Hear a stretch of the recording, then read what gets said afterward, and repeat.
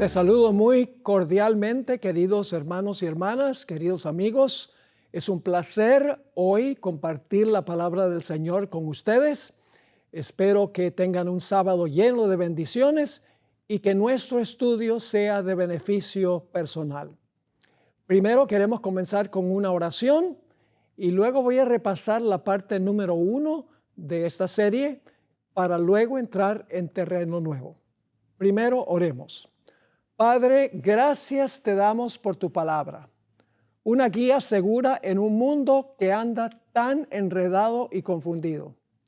Pedimos que tu Santo Espíritu nos dé claridad de pensamiento para comprender y que nos dé el poder para practicar lo que vamos a estudiar. Te damos gracias de antemano por escuchar esta oración y responderla. Te lo pedimos en el nombre precioso, incomparable de Cristo nuestro Salvador. Amén. El tema que estamos trazando es movilidad descendente y ascendente. Es un título un tanto extraño, pero básicamente el tema tiene que ver con un versículo que se repite varias veces en los evangelios: el que se exaltare será humillado y el que se humilla será exaltado. Primero queremos repasar lo que estudiamos en nuestro primer tema. Lo voy a sintetizar porque queremos entrar en terreno nuevo en nuestro estudio de hoy. Sabemos que Jesús se vació a sí mismo durante su encarnación. Tomó forma de siervo, se sometió a la voluntad de su Padre. Sin embargo, es posible que Jesús no solamente tomó una posición como siervo durante su encarnación, sino también en la eternidad pasada y en la eternidad futura, que aunque Jesús es 100% Dios, con todos los atributos divinos como su Padre, Jesús siempre se ha sujetado a la voluntad del Padre, tanto la eternidad pasada como la eternidad futura y también en el presente.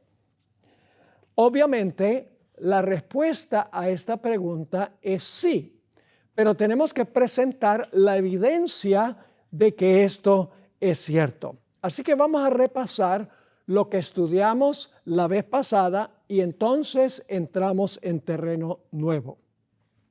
En nuestro último tema nos dimos cuenta que el Padre tomó la iniciativa en la creación. Él fue el que le dijo a su Hijo: hagamos al hombre a nuestra imagen conforme a nuestra semejanza. Eso lo encontramos en Primeros Escritos, página 145. Luego, cuando Lucifer pecó en el cielo, el Padre hizo varias cosas en relación con su Hijo. En primer lugar, fue el Padre el que convocó el gran concilio celestial. Y el Padre fue el que explicó la verdadera posición de Cristo Jesús, que Él no era una criatura, que Él estaba sobre un nivel de igualdad con Él. Luego encontramos que en ese concilio el Padre confirió honra sobre su Hijo en presencia de los seres celestiales. Y finalmente, en esa cita que leímos, dicho sea de paso, si están interesados en el libro Patriarcas y Profetas, el primer capítulo, nos dice que el Padre había investido a Jesús como comandante de las grandes huestes celestiales. Así que el Padre está tomando la iniciativa en la creación. El Padre convoca al concilio celestial cuando Lucifer peca. El Padre es el que explica la posición de Jesús. El Padre es el que confiere honra sobre su Hijo. Y el Padre es el que invistió a Jesús como comandante de las huestes celestiales. Dicho sea de paso, en esas citas, la sierva del Señor se refiere al Padre como el gran creador. Ahora, hay otra cita que quiero también mencionar que se encuentra en el libro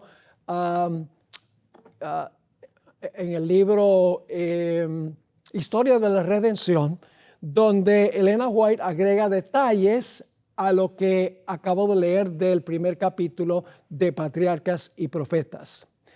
Ahora, ¿quién fue el creador? Muy bien, es una pregunta muy sencilla y claro, la respuesta es Dios fue el creador, porque dice en Génesis 1:1, en el principio creó Dios los cielos y la tierra.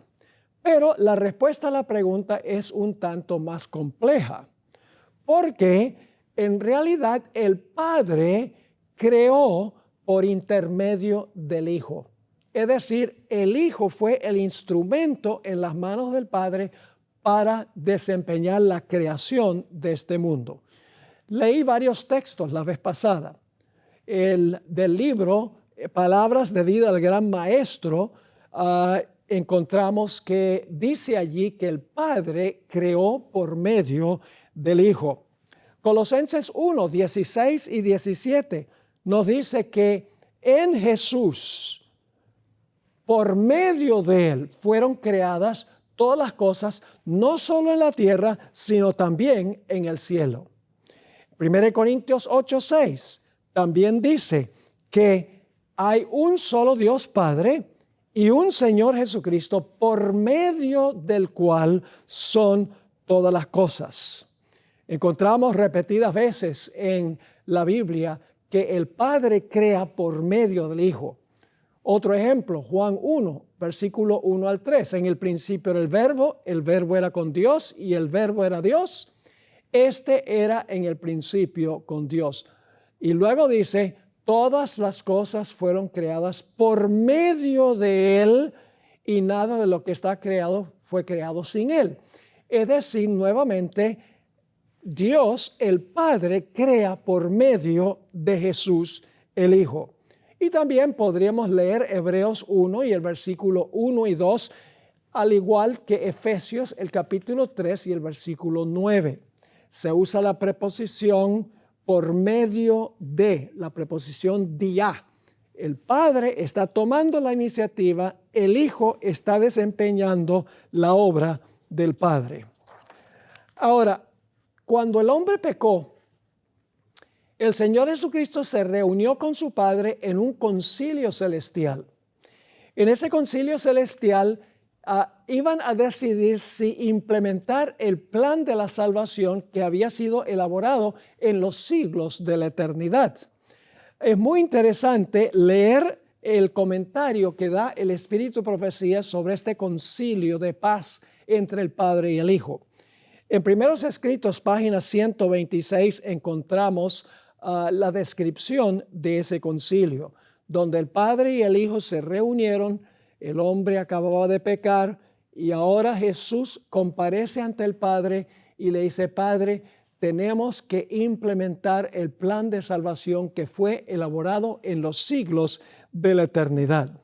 Ahora, lo interesante es que en esa página de Primeros Escritos, página 126, nos dice la sierva del Señor que Jesús obtuvo permiso de su Padre para venir a la tierra y redimir a la raza humana. Interesante que ella diga que Jesús le pidió permiso al Padre para venir a redimir a la raza humana. En Patriarcas y Profetas, página 48, Elena White también describe este concilio entre el Padre y el Hijo. Solo leo una porción. Cristo suplicó ante el Padre en favor del pecador, mientras la hueste celestial esperaba los resultados con tan intenso interés que las palabras no pueden expresarlo. Por largo tiempo duró aquella misteriosa conversación, el consejo de paz en favor del hombre caído. El plan de la salvación había sido concebido antes de la creación del mundo, pues Cristo es el Cordero, el cual fue muerto desde el principio del mundo. Ahora escuchen, sin embargo, fue una lucha, aún para el mismo Rey del universo, es decir, para el Padre, entregar a su Hijo a la muerte por la raza culpable. Pero, de tal manera amó Dios al mundo, que ha dado a su Hijo unigénito, para que todo aquel que en Él cree no se pierda, mas tenga vida eterna. Así que el Padre accedió en darle permiso a Jesús para venir aquí al mundo para redimir a la raza humana. En la página 127 de Primeros Escritos encontramos esta cita muy interesante. Dijo el ángel: ¿creéis que el Padre entregó sin lucha alguna a su querido y amado Hijo? No, no. Aún el Dios del cielo tuvo una lucha entre dejar que el hombre culpable pereciese o entregar a su amado Hijo para que muriese por la raza humana. Fue una lucha para el Padre entregar al Hijo. Y el Hijo le rogó al Padre y el Padre le dio permiso. Eso dice la pluma inspirada. Ahora, quiero que notemos otro punto muy interesante. Y es que el Padre tomó la iniciativa en enviar a Jesús a esta tierra. Podemos leer varios versículos. Juan 3:17 dice: porque no envió Dios a su Hijo al mundo para condenar al mundo, sino para que el mundo sea salvo por medio de él. Y todos conocemos el versículo más famoso de la Biblia, Juan 3:16, porque de tal manera amó Dios al mundo que ha dado a su Hijo unigénito, para que todo aquel que en él cree no se pierda, mas tenga vida eterna. Ahora, otro punto muy interesante es que el Señor Jesucristo, cuando vino a esta tierra, hizo la voluntad de su Padre. Es decir, así como Jesús había hecho la voluntad del Padre en la creación, Jesús hace la voluntad del Padre también en la redención. Dice en Juan 4 y el versículo 34, Jesús les dijo: mi comida es que haga la voluntad del que me envió y que acabe su obra. Por eso, cuando Cristo murió en la cruz, al final de su ministerio, dijo en voz alta: consumado es. Estaba hablándole a su Padre y le estaba diciendo al Padre: he acabado la obra que tú me diste que hiciese. Ahora, queremos notar también que el Padre preparó el cuerpo encarnado del Señor Jesucristo. Vamos a leer Hebreos 10 y el versículo 5 al 7, a donde nos dice eso. Por lo cual, entrando en el mundo, dice, esto es Jesús entrando al mundo en su encarnación. Y está hablando a su Padre: sacrificio y ofrenda no quisiste, mas me preparaste un cuerpo. Holocaustos y expiaciones por el pecado no te agradaron, es decir, el sacrificio de animales no agradaron a Jehová. Entonces dije, aquí está hablando Jesús a su Padre, entonces dije: he aquí que vengo, oh Dios, para hacer tu voluntad, como en el rollo del libro está escrito de mí. Así que claramente Jesús le está diciendo a su Padre: me preparaste cuerpo. Y obviamente preparó el cuerpo para que Jesús lo ofreciera como un sacrificio. ¿Cómo fue el cuerpo que preparó el Padre para Jesús? Hay una cita en El Deseado de Todas las Gentes, página 32, que es impactante. Dice: habría sido una humillación casi infinita para el Hijo de Dios revestirse de la naturaleza humana, aún cuando Adán poseía la inocencia del Edén. Es decir, si el Padre hubiera preparado un cuerpo como el de Adán antes de la transgresión, eso hubiera sido una humillación casi infinita para Jesús. Sigue diciendo: pero Jesús aceptó la humanidad cuando la especie se hallaba debilitada por 4000 años de pecado. Como cualquier hijo de Adán, aceptó los efectos de la gran ley de la herencia. Y la historia de sus antepasados terrenales demuestra cuáles eran aquellos efectos. Mas Él vino con una herencia tal para compartir nuestras penas y tentaciones y darnos el ejemplo de una vida sin pecado. Es decir, el Padre preparó un cuerpo de Jesús de la herencia de sus antecesores en la línea pecaminosa.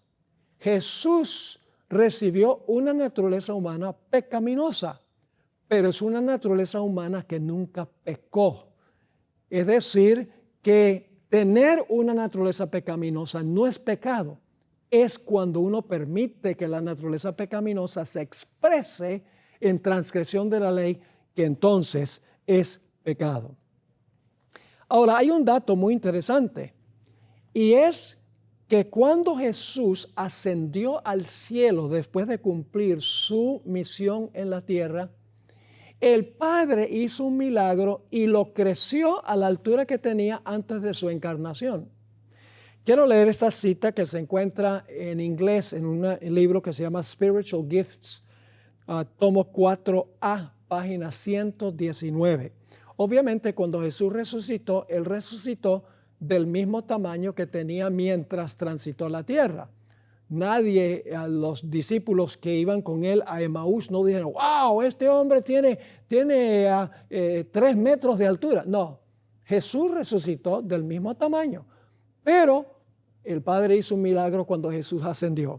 Noten la cita.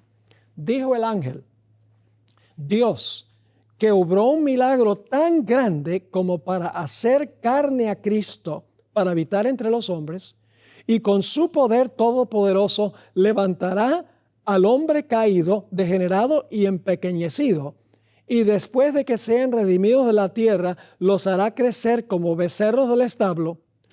Podría en su poder infinito devolver a su amado Hijo su propia estatura exaltada, que era suya antes de dejar el cielo, y humillarse como hombre y someterse a la muerte de cruz. Es decir, el Padre le devolvió a Jesús la altura que Jesús tenía cuando Él antes de su encarnación. Ahora, quiero también notar que durante el ministerio de Jesús, Él hizo siempre la voluntad de su Padre. Vamos a leer algunos versículos. Juan 14 y el versículo 28. Habéis oído que yo os he dicho, voy y vengo a vosotros. Si me amarais, y os habríais regocijado, porque he dicho que voy al Padre, porque el Padre mayor es que yo. Una interesante declaración de Jesús. El Padre es mayor que yo. No significa que Jesús era menos Dios, sino que Jesús se había sujetado a la voluntad del Padre. Noten Juan 5 y el versículo 30. Jesús dijo, no puedo yo hacer nada por mí mismo. Según oigo, así juzgo. Y mi juicio es justo, porque no busco mi voluntad, sino la voluntad del que me envió, la del Padre. Leamos Juan 6 y el versículo 38. Jesús dice, porque he descendido del cielo, no para hacer mi voluntad, sino la voluntad del que me envió. Juan 8:29. Porque el que me envió conmigo está. No me ha dejado solo el Padre. Y luego note lo que sigue diciendo. No me ha dejado solo el Padre, porque yo hago siempre lo que le agrada a Él. En El Deseado de todas las gentes, página 178, Elena White escribió, tan completamente había anonadado Cristo el yo, que no hacía planes por sí mismo. Aceptaba los planes de Dios para él y día tras día el Padre se los revelaba. Ahora, en el huerto del Getsemaní vemos nuevamente a Jesús expresando el deseo de hacer la voluntad de su Padre.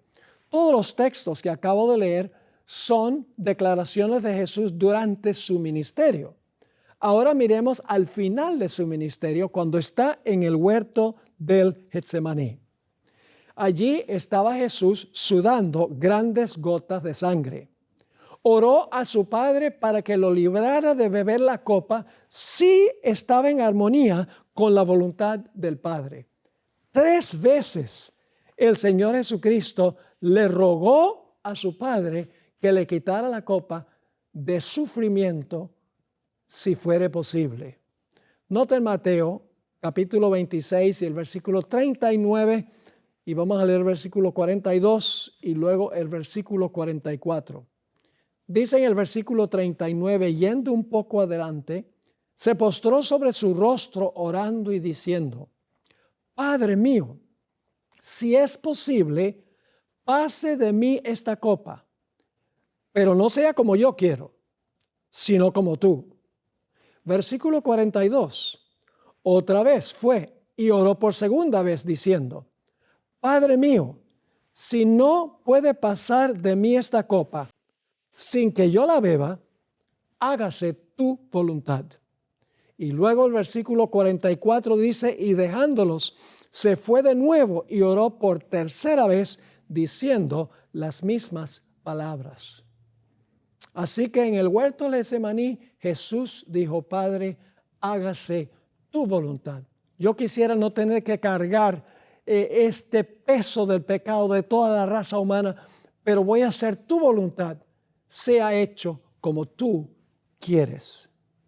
Ahora, otro punto interesante es que el Padre fue el que preservó el cuerpo de Jesús en el sepulcro. 1000 años antes que Jesús fuera puesto en la tumba, había hablado Jesús proféticamente a su Padre, expresando plena confianza de que su Padre iba a preservar su cuerpo para que no se corrompiera. Voy a leer el Salmo 16 y el versículo 8 al 10.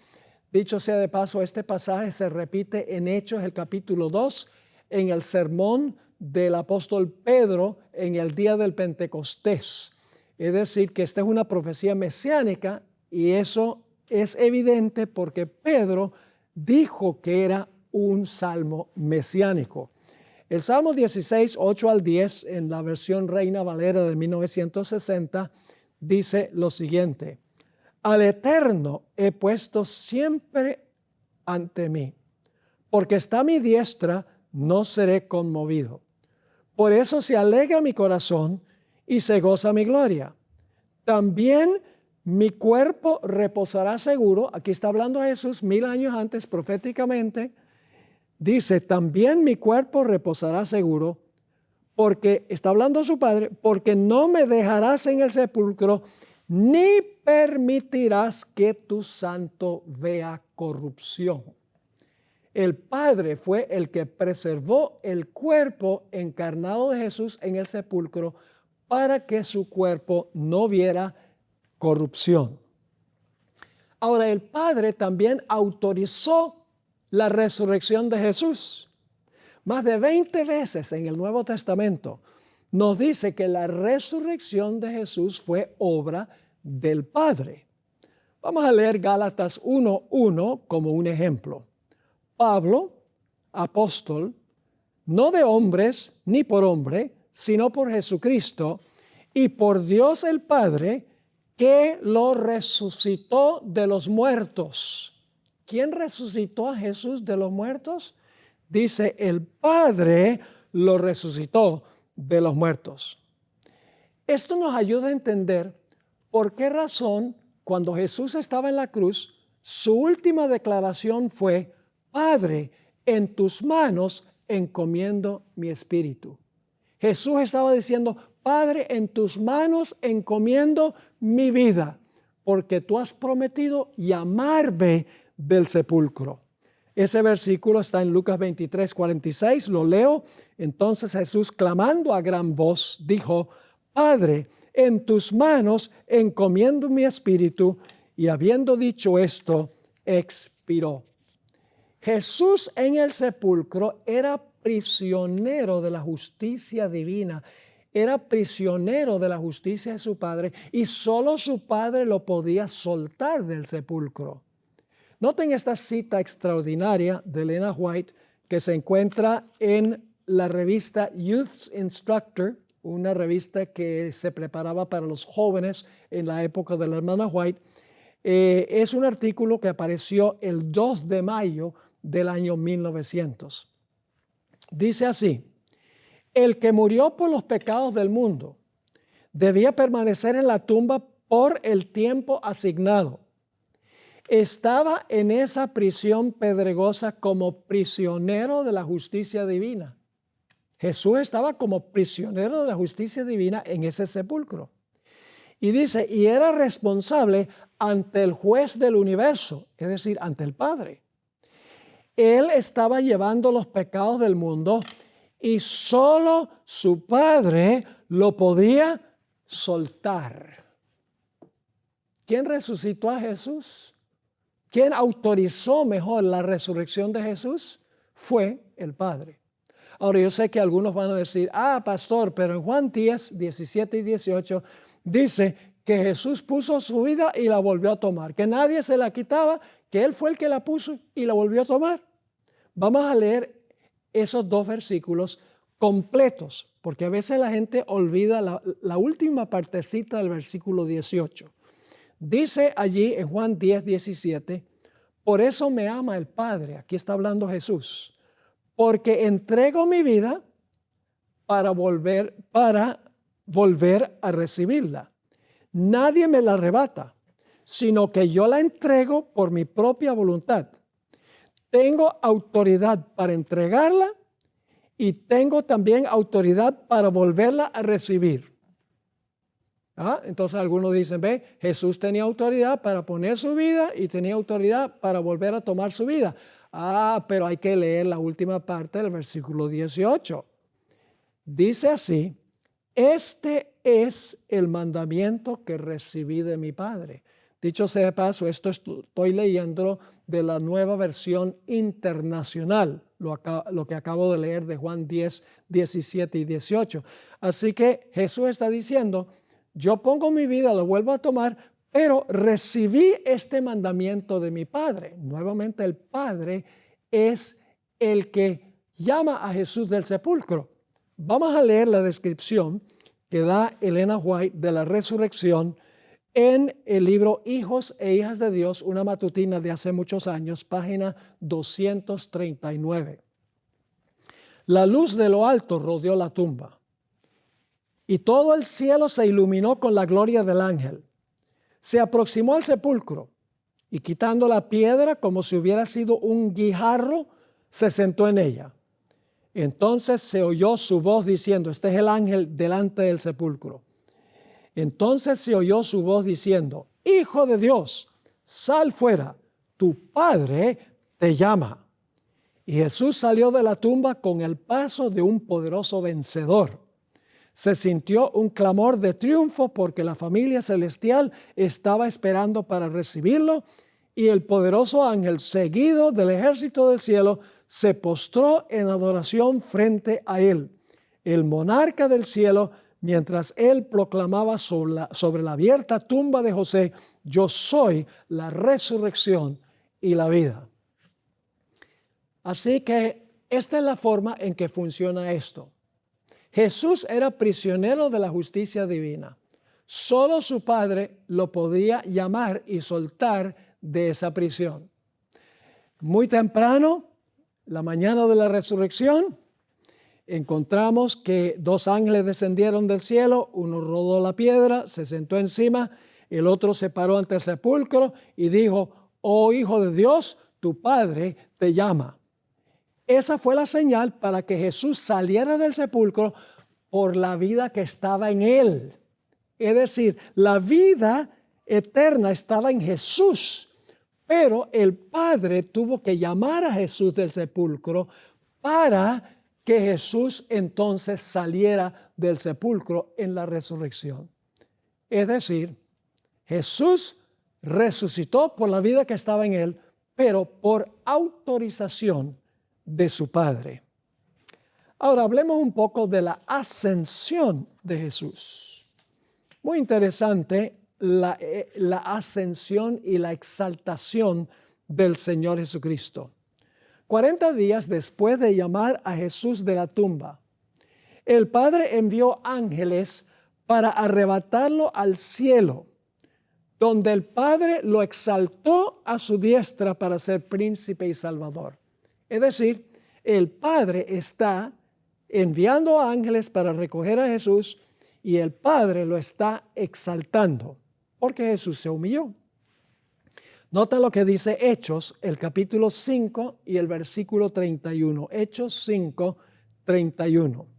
Dice a este, es decir, a Jesús, Dios ha exaltado con su diestra por príncipe y salvador, para dar a Israel arrepentimiento y perdón de pecados. Fíjense, Dios ha exaltado con su diestra. Filipenses 2:9, un texto muy bien conocido, dice, por lo cual Dios también le exaltó hasta lo sumo y le dio un nombre que es sobre todo nombre. El Padre lo exalta y el Padre le da un nombre que es sobre todo nombre. Después de resucitar a Jesús, el Padre le da a Jesús la promesa del Espíritu Santo, que luego Jesús derrama sobre los discípulos en el aposento alto. Nota lo que dice Hechos, el capítulo 2 y el versículo 32 y 33. A este Jesús resucitó Dios, de lo cual todos nosotros somos testigos. Así que exaltado por la diestra de Dios y habiendo recibido del Padre la promesa del Espíritu Santo, ha derramado esto que vosotros veis y oís.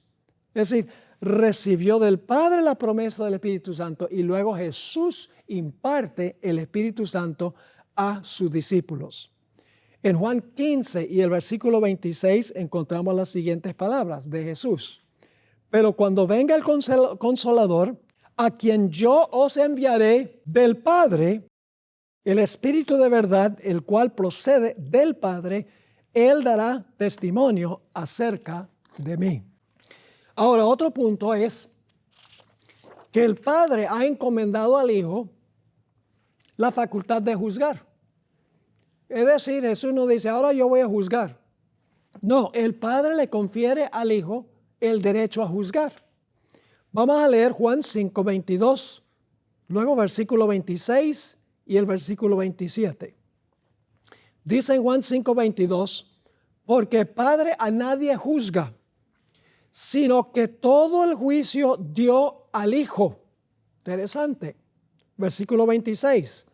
Porque como el Padre tiene vida en sí mismo, así también ha dado al Hijo el tener en sí mismo vida.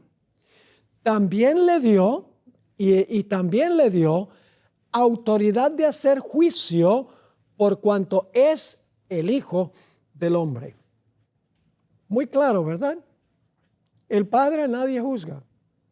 Todo el juicio se lo dio al Hijo. Y luego dice, el Hijo también tiene vida en sí mismo, como el Padre tiene vida en sí mismo. Y luego el versículo 27, también le dio el Padre a Jesús autoridad de hacer juicio por cuanto es el Hijo del Hombre. Quiero leer también Hechos 17, 30 y 31, a donde nuevamente dice que el Padre va a juzgar por medio de Jesús, así como redime por medio de Jesús, así como crea por medio de Jesús.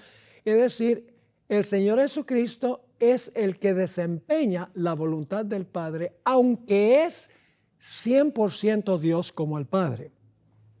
Noten lo que dice Hechos 17, 30 y 31. Pero Dios, el contexto indica que es el Padre, pero Dios, habiendo pasado por alto los tiempos de esta ignorancia, ahora manda a todos los hombres en todo lugar que se arrepientan. Ahora escuchen bien. Por cuanto ha establecido un día en el cual juzgará al mundo con justicia. Fíjense, hay un día en que el Padre va a juzgar al mundo con justicia, pero noten, por aquel varón a quien designó, dando fe a todos con haberle levantado de los muertos. Fíjese entonces, aquí dice que el Padre va a juzgar por medio de Jesús. ¿Y saben lo que va a pasar en ese juicio? El Padre le va a conceder al Hijo el reino en ese juicio. Noten lo que dice Daniel 7, vamos a leer los versículos 9 y 10 y luego los versículos 13 y 14. El Padre le confiere el reino al Hijo. Dice así, estuve mirando hasta que fueron puestos tronos Y se sentó un anciano de días, cuyo vestido era blanco como la nieve, y el pelo de su cabeza como lana limpia, su trono llama de fuego, y las ruedas del mismo fuego ardiente. Un río de fuego procedía y salía de delante de él. Millares de millares le servían, y millones de millones asistían delante de él. El juez se sentó y los libros fueron abiertos. Ahora alguno dirá, bueno, aquí dice que el juez es el Padre. Bueno, el Padre preside en el juicio, pero Jesús es el que hace el trabajo. Así como el Padre presidió en la creación, el Hijo hizo el trabajo, así como el Padre preside la redención y el Hijo desempeña la obra. Ahora, fíjense entonces, dice que se sienta el anciano de días. El juez se sentó y los libros fueron abiertos. Ahora, de repente, ahora comparece ante el Padre, y esto es lo que ocurrió en 1844, comparece ante el Padre y desempeña la obra de juicio, y entonces el Padre al final del juicio le confiere el reino a Jesús. Note lo que dice en el versículo 13. Miraba yo en la visión de la noche, y he aquí con las nubes del cielo venía uno como un hijo de hombre, que vino hasta el anciano de días, y le hicieron acercarse delante de él. Y le fue dado dominio. Fíjense, ¿quién le está dando dominio a quién? El Padre al Hijo nuevamente. Dice, le fue dado dominio, gloria y reino, para que todos los pueblos, naciones y lenguas le sirvieran. Su dominio es dominio eterno, que nunca pasará, y su reino, uno, que no será destruido. Y esto es mucho después de la encarnación de Jesús. Y el Padre es el que le está confiriendo al reino a Jesús. Y el Padre es el que está juzgando por medio de Jesús. Ahora, cuando Jesús regrese en poder y gloria, el Padre va a enviar a Jesús. Fíjense lo que dice Hechos 3, 19 y 20. El Padre envía a Jesús en su segunda venida. Dice allí, así que arrepentíos y convertíos, para que sean borrados vuestros pecados, para que vengan de la presencia del Señor tiempos de refrigerio, y Él envíe a Jesucristo, que os fue antes anunciada. Fíjense que dice, Él, el Padre, envíe a Jesucristo. Así como el Padre mandó una nube para recoger a Jesús, para llevarlo al cielo, dice aquí que el Padre va a enviar a los ángeles para buscar a Jesús, para llevarlo al cielo junto con los ángeles. Ahora Jesús también va a venir en la gloria de su Padre, no en su propia gloria, en la gloria de su Padre. Dice en Mateo 16 y el versículo 27, porque el Hijo del Hombre vendrá en la gloria de su Padre. Noten nuevamente que la exaltación es para el Padre, la gloria es del Padre. Dice, porque el Hijo del Hombre vendrá en la gloria de su Padre con sus ángeles, y entonces pagará a cada uno conforme a sus obras. Ahora surge la pregunta, ¿está sujeto Jesús al Padre como su cabeza aún hoy día? Vamos a leer un texto muy interesante, 1 Corintios 11 y el versículo 3. Esto es mucho después de la encarnación de Jesús y su ascensión al cielo, su instalación como sumo sacerdote en el santuario celestial. Y quiero que noten el orden que nos da aquí este versículo. Pero quiero que sepáis que Cristo es la cabeza de todo varón. Yo creo que no tendríamos ningún problema con eso, que Cristo es la cabeza del varón o del hombre. Y el varón es la cabeza de la mujer. Cuando llegamos ahí ya entonces la gente empieza a refunfuñar, donde dice el varón es la cabeza de la mujer. A veces no nos gusta eso. Y luego dice, y Dios la cabeza de Cristo. Qué interesante. Dios el Padre es la cabeza de Cristo, aún en el cielo hoy en día. Uno podría pensar, bueno, Jesús debe reclamar sus derechos. Él fue el que vivió una vida perfecta, sufrió la tentación, el odio de la gente, murió, estuvo en el sepulcro. Él fue el que hizo todo el trabajo, él tiene que reclamar sus derechos. Es que ese es el problema, nuestra forma de pensar, que nosotros debemos ascender, que el puesto número 1 es el puesto que debemos desear. Pero en realidad Jesús demostró en su ministerio. Empezamos esta serie con el lavamiento de los pies de los discípulos por Jesús, haciendo una obra de siervo, humillándose, enseñándole a sus discípulos esta lección tan importante. Así que Dios es la cabeza de Cristo aún hoy por hoy. Ahora fíjense, esto podría sorprender a algunas personas, pero es un hecho de que el Hijo se sujetará al Padre por la eternidad futura. Fíjense que se sujetó al Padre en la eternidad pasada. El Padre lo instaló como comandante de las huestes celestiales. Es más, dice en esa cita del Espíritu de Profecía que Jesús desempeñó la voluntad del Padre en la creación de todas las huestes celestiales. Antes que entrara el pecado al universo, Jesús estaba desempeñando la voluntad del Padre. Y ustedes dicen, ¿cómo sabemos que Jesús se sujetará al Padre por la eternidad futura? Vamos a leer 1 Corintios 15 y el versículo 27 y 28. 1 Corintios 15 y vamos a empezar en el versículo 26 y leemos hasta el versículo 28. Dice aquí el apóstol Pablo, y el postrer enemigo que será destruido es la muerte. Versículo 27, porque todas las cosas las sujetó debajo de sus pies. Ahora yo voy a tener que agregar quién le está hablando a quién, porque el apóstol Pablo aquí presenta muchos detalles donde tenemos que especificar quién le está hablando a quién. Así que voy al versículo 27 de nuevo.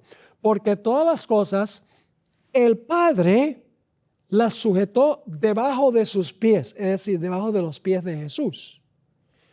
Y cuando el Padre dice que todas las cosas han sido sujetas a Él, es decir, sujetas a Jesús, claramente el Padre se exceptúa.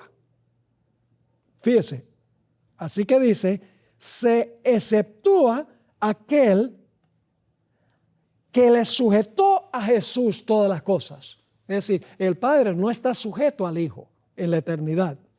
Luego dice en el versículo 28, pero luego que todas las cosas le estén sujetas, entonces también el mismo Hijo se sujetará al que le sujetó a Él todas las cosas, para que Dios, obviamente el Padre, para que Dios sea todo en todos.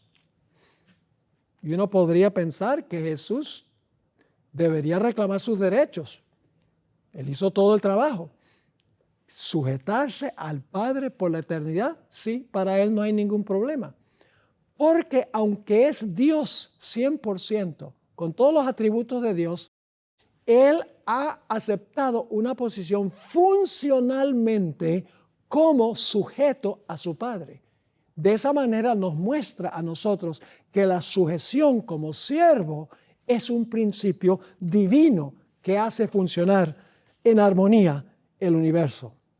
Ahora, en el Comité de Estudio de la Teología de la Ordenación, previo al Congreso Mundial de la Asociación General en San Antonio en el año 2015, había siempre un obstáculo que se levantaba cuando uno decía que Jesús estaba sujeto al Padre en la eternidad pasada, en el presente y también en el futuro. Decían, si Jesús estaba sujeto al Padre y está y lo será, entonces Jesús es inferior al Padre porque la sujeción es inferioridad.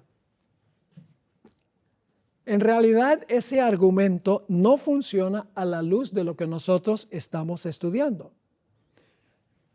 Uno podrá preguntar, ¿no son tanto el Padre como el Hijo Dios en el sentido más elevado?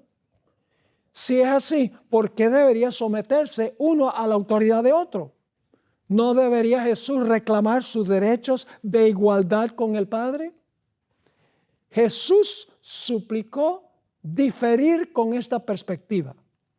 Enseñó que la movilidad ascendente es satánica y la movilidad descendente es divina. Enseñó que una persona que elige la posición más baja es la más grande en el reino de los cielos. Y aquellos que desean ocupar la más alta son los menores. Él enseñó que el primero será el último y el último primero. Enseñó que el que se exalta a sí mismo será humillado y el que se humilla a sí mismo será exaltado. Ese es el principio divino que hace funcionar en armonía a todo el universo. Ahora, para concluir, quiero repasar el asunto de la estatura de Jesús antes de la encarnación, durante su encarnación y después de su encarnación, nada más como un asunto de curiosidad. La estatura del cuerpo que el Padre preparó para Jesús en su encarnación en la tierra se describe en el libro Spiritual Gifts, tomo 4A, página 115. Dice así: cuando comenzó su ministerio, era un poco más alto que el tamaño común de los hombres que vivían sobre la tierra. Si hubiera venido entre los hombres con su forma noble y celestial, su apariencia externa habría atraído las mentes de la gente hacia sí mismo y habría sido recibido sin el ejercicio de la fe. Así que fíjense, aquí dice la sierva del Señor que Jesús, cuando comenzó su ministerio, era un poco más alto que el tamaño común de los hombres de su época, un poquitico más alto. Ahora, ¿con qué estatura resucitó Jesús? En el mismo libro, Spiritual Gifts, tomo 4A, página 119, dice lo siguiente: cuando el dador de la vida resucitó de entre los muertos como un conquistador triunfante y se dio a conocer a sus discípulos, era del mismo tamaño que antes de su crucifixión. No había marcas especiales que hicieran que los hombres de Emaús supieran de inmediato que él era el Hijo de Dios. No lo conocieron hasta que les dijo quién era. Es decir, Jesús no era el doble del tamaño de la gente de su época. Los de Emaús hubieran dicho, wow, impresionante, este tiene que ser el Mesías. No, él resucitó del mismo tamaño que había tenido durante su encarnación. Ahora, ¿cuál fue su estatura cuando Jesús ascendió? ¿Será que Jesús conservó esa misma altura que tenía durante su encarnación cuando fue al cielo y que por la eternidad tendrá la misma altura de los seres humanos, tal vez un poquitico más alto? No. Quiero leer nuevamente esa cita que leí anteriormente. Dice, pero cuando subió a lo alto y condujo a una multitud de cautivos escoltados por la hueste celestial y fue recibido a través de las puertas de la ciudad con canciones angelicales de triunfo y regocijo, dice la hermana White, vi con admiración y asombro que poseía la misma estatura exaltada que tenía antes de venir al mundo para morir por el hombre. Qué interesante. En otras palabras, cuando ascendió, creció. Ahora la pregunta es, ¿cómo creció? ¿Será que él mismo se creció? El Padre nuevamente estaba involucrado. Noten lo que dice en el tomo 4A de Spiritual Gifts, página 119. Dijo el ángel, Dios, que obró un milagro tan grande como para hacer carne a Cristo para habitar entre los hombres. ¿Quién preparó el cuerpo encarnado de Jesús? Aquí dice que el Padre. Dios, que obró un milagro tan grande como para hacer carne a Cristo para habitar entre los hombres, y con su poder todopoderoso levantará al hombre caído, degenerado y empequeñecido, y después de que sean redimidos de la tierra, los hará crecer como becerros del establo, podría en su poder infinito devolver a su amado Hijo su propia estatura exaltada, que era suya antes de dejar el cielo, y humillarse como hombre y someterse a la muerte de la cruz. el Padre hizo un milagro y Jesús creció a la altura que tenía antes de su encarnación. Y es interesante, hay una cita que no voy a leer ahora, está en el capítulo titulado El fin del conflicto, en el conflicto de los siglos. La hermana White habla de cuando se encuentran los dos Adanes. Y ella dice que el Señor Jesucristo es un poco más alto en estatura que Adán. Es decir, nuevamente, los dos tienen la misma altura que al principio cuando Adán fue creado por el Señor Jesucristo. Así que, desde la eternidad pasada hasta la eternidad futura, Jesús se ha sometido voluntariamente a la voluntad y la autoridad de su Padre. Jesús nunca ha exigido sus derechos. Se ha negado a someterse a la autoridad de su Padre. Jesús nunca ha exigido sus derechos. Nunca se ha negado a someterse a la autoridad de su Padre o ha actuado por su propia cuenta.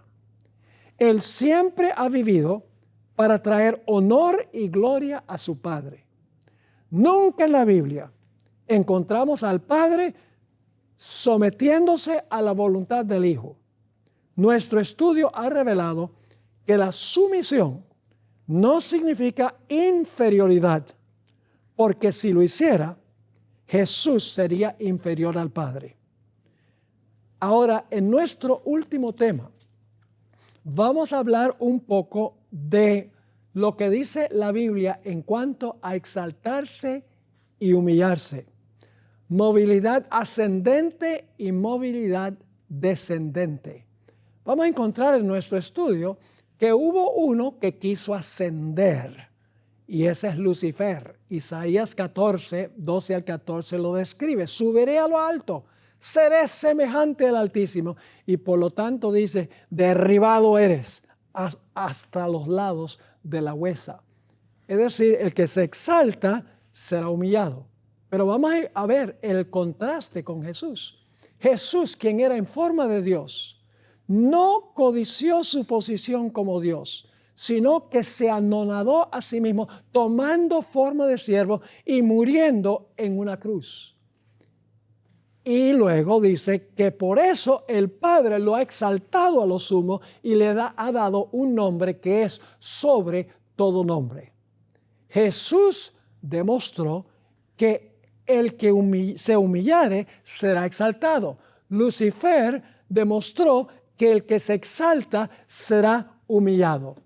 Vamos a examinar varias declaraciones que hizo el Señor Jesucristo en nuestro próximo estudio. Jesús varias veces dijo, el que se exaltare será humillado y el que se humillare será exaltado. También dijo, los primeros serán postreros y los postreros serán primeros. Vamos a mirar el contexto de cada una de estas declaraciones para aprender la lección tan importante, mis queridos hermanos y amigos. Y esa lección es que la humildad es el secreto de la grandeza y la exaltación es el ingrediente principal del pecado y de la exaltación propia. En este mundo todos quieren ascender, pero el Señor Jesucristo dio el ejemplo y dijo, no debemos tratar de ascender al primer puesto, como querían Santiago y Juan. No, debemos estar dispuestos de rebajarnos para servir, porque la ley del servicio es la ley que mantiene el universo funcionando en armonía. Así que, hermanos y hermanas, ojalá que nuestro estudio haya sido de gran bendición, que hayamos aprendido la lección y que roguemos al Señor que nos ayude a aplicar los principios. Dios les bendiga, nos vemos en la próxima.